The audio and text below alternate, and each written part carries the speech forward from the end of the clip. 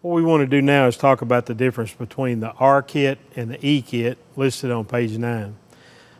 Several years ago, one of our largest customers came to us and asked us to come up with a lube for life U-joint.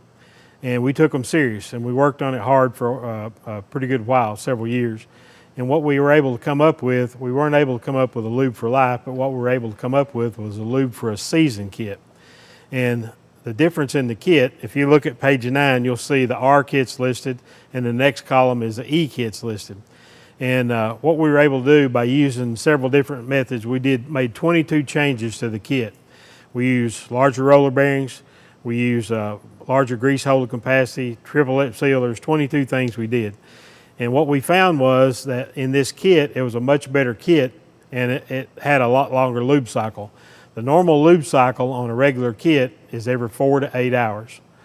And on the E kit, it's 50 to 250 hours. So it's a huge difference in the kit. The other thing we found out was that the E kit is much stronger than the R kit. So if you look on page 9 and you look over to the third column, it says series right there.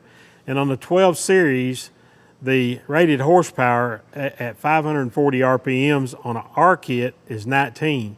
The rated horsepower on an E kit is 26 horsepower. So you can see it's a significant difference. When you go to 1,000 RPMs, and this is the difference between an automotive and an agricultural kit. The agricultural kits are actually designed for low speed, high torque, where the automotive kits are designed for high speed, low torque. When you go over to 1,000 RPM on the same 12 series kit, it's rated at 29 horsepower on 1,000 RPM for an R kit and 40 horsepower for an E kit. So what happened was a lot of our OEMs were able to switch or drop down the size.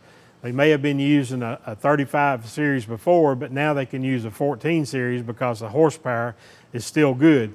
And the reason that is because the U-joint or the cross kit is the weakest point on the link. And if you have a stronger cross kit or U-joint, then the whole shaft is much stronger. This saves OEMs a lot of money.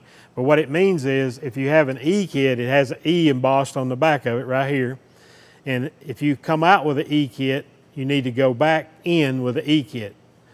If you come out with a regular kit, you can put a regular kit in. But if it has an E kit in it, it's probably designed for more horsepower and you need to go back with it.